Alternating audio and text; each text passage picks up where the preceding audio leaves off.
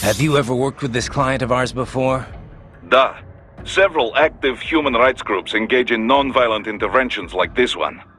Typically, they hire firms like ours to provide security and backup. Most serious human rights abuses take place in unstable regions, after all. Legitimate human rights groups, not fakes set up by oil firm or such things, they cannot handle it. Yeah. It's different for private groups working in hostile regions, especially when some of that hostility comes from the local authorities. Indeed. NGOs and security firms play a greater role in peacekeeping, too. You know, DDR business. Disarmament, demobilization, reintegration. Like the UN runs it. Usually, carrying weapons is not permitted for the group involved, for obvious reasons. So outfits like ours run guard duty. If the locals don't like armed peacekeepers, then they pretend to be unarmed observers instead. Duh. It's beneficial for the client if the locals are aware of the firepower backing them, though. I've drank tea with the sort of people my company would normally be pushing back with the butts of our rifles. It's very different from usual. More direct sort of security work, especially at beginning. But I got used to it. Less danger of unexpected conflict, and the pay is pretty good. We've built a good reputation for this kind of work. This is why NGO hired us for this job. How are things back in Abkhazia? Thanks to the full efforts of the workers, power was restored in just 2 days. Pretty impressive. Only the power plant is back online, though. Refinery itself will likely be out of service for months. Fuel sent from Supsa is being used to power the plant for now. Just wish I could have stopped him. Impossible without a sniper. And in our focus on anti-cyborg combat, we were unprepared. Thankfully, other than financial losses, few Abkhaz citizens were seriously affected. The plant workers had already been evacuated, and most were hired back on to rebuild refinery. We received payment and are not being blamed for the suicide blast. Good to hear. It should go a long way to help fix our reputation. Duh. And even more good news. Desperado is down one of its top captains. Let's hope they learned a lesson. We can hope, but it is doubtful. We still do not know who is supporting them. Even if we shut Desperado down entirely, their backers could simply hire some other PMC. Whoever it is, do you really think they're interested in the pipeline? Who'd benefit besides the Georgians? Hard to say. Whatever the plan was, it went up in flames with Dulcayev's suicide. The problem is that there are countless companies and governments profiting off the BTC pipeline. Whoever is behind it, they may be too big for a simple security firm like us to do anything. Yeah, one thing we do know, though, is that Sundowner's more than just a pawn in all of this. We need to watch him. Trafficking or not, we need to stop their operation here. Find the evidence, and perhaps we can do that. And Tovarich, be careful. Have you ever worked with this client of ours before? Duh. Several active human rights groups engage in non-violent interventions like this one. Typically, they hire firms like ours to provide security and backup. Most serious human rights abuses take place in unstable regions, after all. Legitimate human rights groups, not fakes set up by oil firm or such things, they cannot handle it. Yeah. It's different for private groups working in hostile regions, especially when some of that hostility comes from the local authorities. Indeed. NGOs and security firms play a greater role in peacekeeping, too. You know, DDR business. Disarmament, demobilization, reintegration. Like the UN runs it. Usually, carrying weapons is not permitted for the group involved, for obvious reasons. So outfits like ours run guard duty. If the locals don't like armed peacekeepers, then they pretend to be unarmed observers instead. Duh. It's beneficial for the client if the locals are aware of the firepower backing them, though. I've drank tea with the sort of people my company would normally be pushing back with the butts of our rifles. It's very different from usual. More direct sort of security work, especially at beginning. But I got used to it. Less danger of unexpected conflict, and the pay is pretty good. We've built a good reputation for this kind of work. This is why NGO hired us for this job. How are things back at pretty? Fuel. Just wish I input, and then are thankful. We're good to hear. We can even the whoever. Yeah. Fine. Miss Trawl mentioned someone from her past. Any idea who that could have been? None. I checked her file again, couldn't find a thing. Definitely not Dolzaev. Probably not Sundowner either. No. The way she put it, it didn't sound like anyone I've encountered so far. Maybe someone involved in backing Desperado. If so, sounds like they're providing more than just financing. Maybe they share the same philosophy. That'd be bad. People willing to die for their leaders aren't so easy to predict. Yeah, but other than the wins, Desperado's cyborgs are all just hired contractors. They're probably emotion suppressed with nanos or drugs or whatever, but that's about it. You're probably right.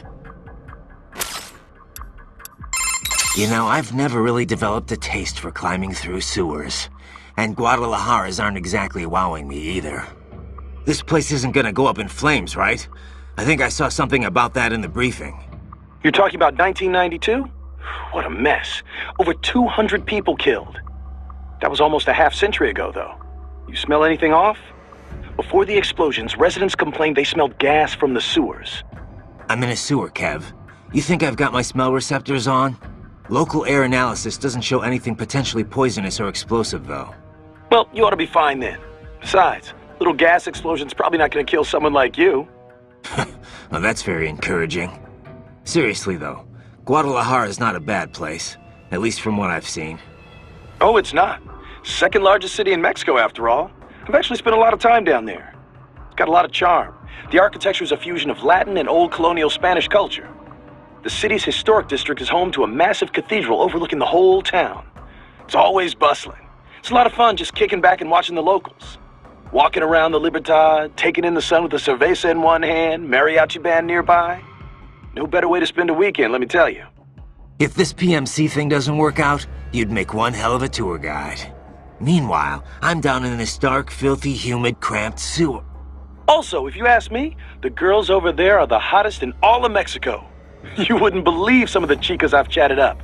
On the street, in the shopping malls, at the bars. Sounds like better company than a robo-wolf and a bunch of plague-ridden mice. Well, hang in there. I'll buy you a shot of tequila after we wrap this up. The city of Tequila's not far, actually. That's where it originated. I'll take you up on that. Now let's get this over with. Hey, Kev, let me ask you something. What's up? We've been over pretty much all the... No. Those girls in Guadalajara, you never told me what happened. Jeez, man, we're in the middle of a mission here. So they used you for free drinks and then took off, I take it, huh? Well, they weren't really my type. I'm more of an intellectual, you know? I don't go for just any random girl at a bar. Looks are one thing, but I need someone I can talk to. Someone fun but clever with a good sense of humor. Yeah, that's what I thought. Look, Kev, you're in your 30s now. It's time to stop holding out for Lil Miss Perfect. You just need to find someone nice. You know, settle down, start a family. Okay, Mom. Okay. Laugh all you want, Kev, but having kids will change your life. I can't see him all the time with work and all. But whenever I'm back home, he's always so excited to see me. When I see that, I feel like, you know, I want to do whatever I can to keep him happy. Sure, I hear you. But look, man, I was just having some fun in Mexico. Wasn't seriously searching for a wife or anything. I know, but separate from that, I just think you've gotten too damn picky. I can understand trying to find the ideal woman when you're young, but you know what? It's those little imperfections, those idiosyncrasies that keep things interesting in the long run. You come to appreciate that kind of stuff in a lifetime relationship. Idiosyncrasies, huh? Like if she snores or she talks loud during movies? Well, not if she talks during movies. A man's gotta have some standards. Sounds like Inmani was a pretty great leader. Such a goddamn waste. I've run cover for a lot of VIPs, but men like him are a rare breed. He had all these conflicting factors to deal with. Old tribal tensions, business interests, the military. But Inmani got them all working together in a stable government, and all without firing a shot. The savior of a nation. No wonder they called him that. He had a gift for sure. But he also put in the hard work. He was big on equality and justice in every aspect of government. He fought for it day in, day out. And Monty single-handedly energized his people. He's a big part of why the country recovered so quickly. True. It was more than new buildings and jobs. The people had hope again. If only we had someone like him back in Liberia. Things would have been different, that's for sure. And it was my job to protect him. Raiden, come on. And Monty wouldn't want me to go after Desperado. Not out of revenge, anyway. But he would want them stopped. And that's exactly what I'm going to do. Raiden, that saying you like about your sword being a tool of justice? Yeah, it's why I fight. Sometimes taking a life saves others. A life, or 2, or 3, or 40 in your case, but I know what you mean. Besides, it's not like those cyborgs you're fighting have been brain-jacked. Wouldn't be much point in sending jacked cyborgs. True. Having someone pilot a body remotely only really makes financial sense for espionage missions. And you might as well use UGs if you're gonna let an AI control your soldiers. So yeah, they're probably using emotional restraints, but those cyborgs are fighting of their own free will. Starting to see where I'm coming from? I get it, it's just... you didn't used to seem so comfortable with the idea. What about what Sam said? About your ideals holding you back? Ah, bullshit. He's good, but now I know how he moves, how he thinks, and I've got my new body. My philosophy says when and why to fight, not how. It won't keep me from beating Sam. And next time we meet, I will beat him. I'll kill him, and I'll do it to save others from suffering, with my ideals intact. All right, Raiden. Hey, Kev, that piece of shit who killed Imani, is he one of those almighty winds? Yeah. Goes by Sundowner. It's a folk name for this warm air current in Southern California. He's also, well, not the formal head of Desperado, but pretty much their de facto leader. Let's see... Born in Alabama, family was poor. Solid student, decent grades, but no money for college, so he joined the army. Says he fought in Panama in '89, then Iraq again, Afghanistan.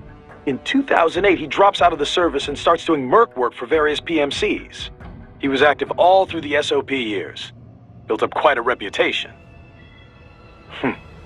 Apparently, the Sundowner handle comes from all the blood he leaves behind. Looks like the sunset. Anyway, an IED put him out of action for a few years. But then, cyborg tech brought him out of retirement. The army investigated him for possible war crimes. A few times, looks like. Desecrating remains, torturing POWs, some wrongful deaths. No convictions, though. Pretty rosy past, huh? Not that I'm one to talk.